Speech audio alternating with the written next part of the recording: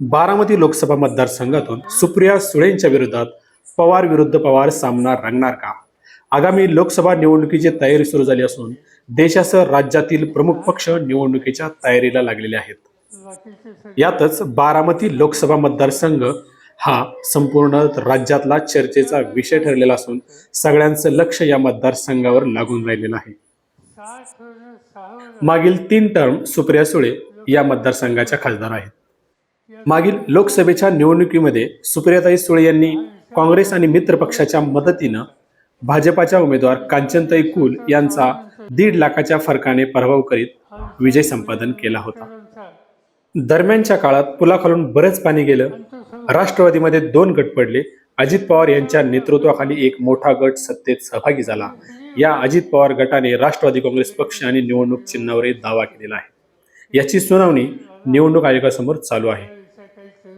यातच भाजपचाही बारामती मतदारसंघावर डोळा आहे. भाजपने हे यापूर्वी स्पष्ट केलं आहे. लोकसभेच्या 45 ते 46 जागावर त्यांचं लक्ष असून त्यात बारामतीचाही समावेश आहे. केंद्रीय अर्थमंत्री निर्मला सीतारामन यांच्याकडे बारामतीची जबाबदारी सोपवण्यात आली आहे. मागच्याच वर्षी त्यांनी बारामती लोकसभा मतदारसंघाचा दौराही केलेला आहे.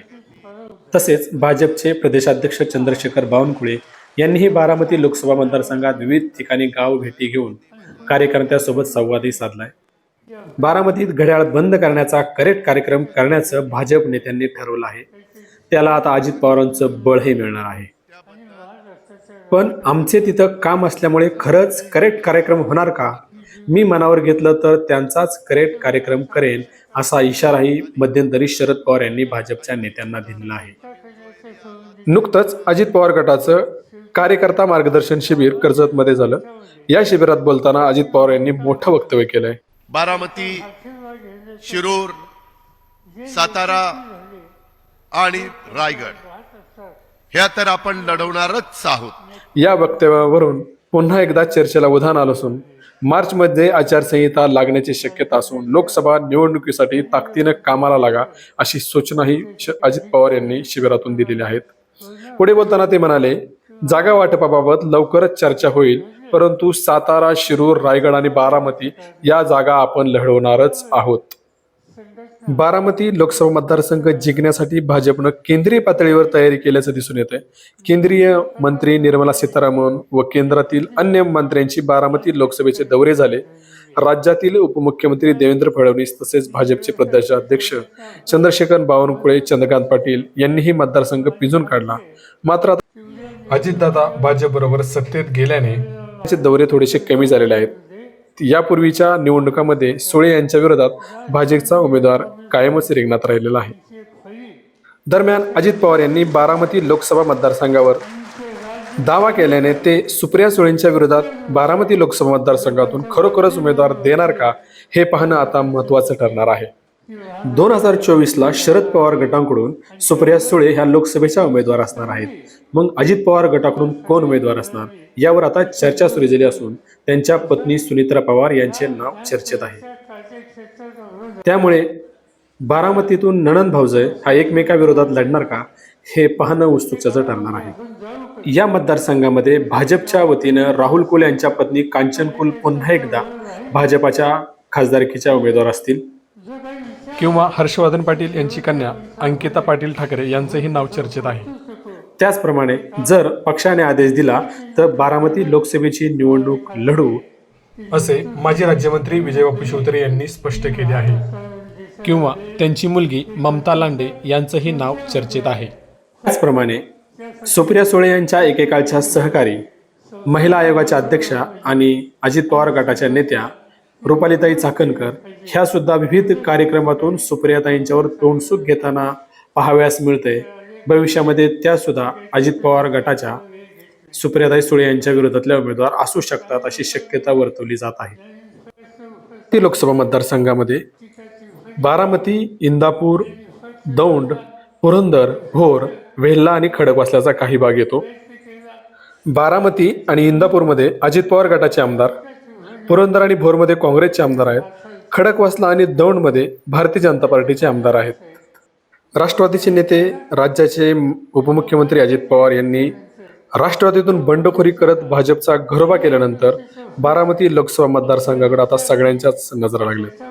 गेल्या महिन्यापासून शरद पवार गटाकडून सुद्धा बारामती लोकसभा मतदारसंघात पदाधिकारी नियुक्तीबरोबरच संघटन मजबूत करत बांधणी सुरू झालेली आहे। राष्ट्रवादीत फूट पडून अजित पवार यांनी आपल्याकडे खेचण्यात भाजपला यश मिळालं असून बारामती मतदारसंघ जिंकण्याचं स्वप्न उराशी बाळगून आहे। राष्ट्रवादीचे नेते शरद पवार यांचे वर्चस्व असलेल्या बारामती मतदारसंघात यंदा चमत्कार घडवण्याचे भाजपचे मनसुबे स्पष्ट आहेत।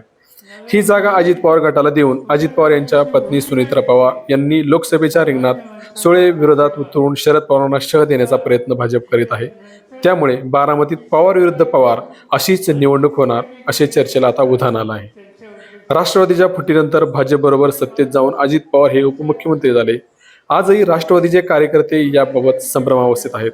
मात्र अजित पवार गटाने बालेकिल्ल्यात पक्ष बांधणीला सुरुवात केली असून शरद पवार गटाच्या विविध नियुक्त्या नुकत्याच जाहीर झालेल्या आहेत।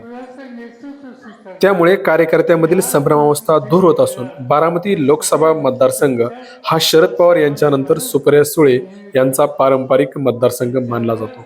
मात्र अजित पवार गटाचा उमेदवार दिला तर राष्ट्रवादीचा हा अभेद्य किल्ला भेदणं अशक्य नाही असं चित्र आता निर्माण झालं आहे। सध्याची राजकीय परिस्थिती पाहता 2024ला लोकसभेसाठी बारामती मतदारसंघाचं चित्र वेगळं असेल। 2014 साली रासपचे महादेव जानकर तर 2019 साली भाजपच्या कांचनकुल सुप्रिया सुळे यांच्या विरोधात निवडणूक लढल्या। लोकसभेमध्ये भाजपा विरुद्ध खासदार असून सुद्धा आपल्या कामाच्या जोरावरती सुप्रिया सुळे यांनी सलग 8 वेळा संसद रत्न पुरस्कार मिळवलेला आहे।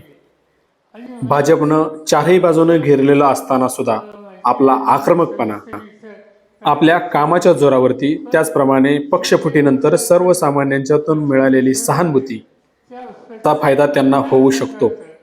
इंदापुरातही त्या हर्षवर्धन पाटील यांच्याशी जुळून घेत आहेत। त्याचप्रमाणे भोर आणि पुरंदरमधील काँग्रेसचे 2 आमदार कशा पद्धतीनं सुप्रिया सुळेंना मदत करतात यावर त्यांचं लोकसभेचं भवितव्य ठरतंय। अजित पवारांच्या मदतीनं बारामती लोकसभा मतदारसंघ जिंकण्याचं भाजपाचं स्वप्न पूर्ण होते का हे 2024च्या निकालानंतरच कळेल।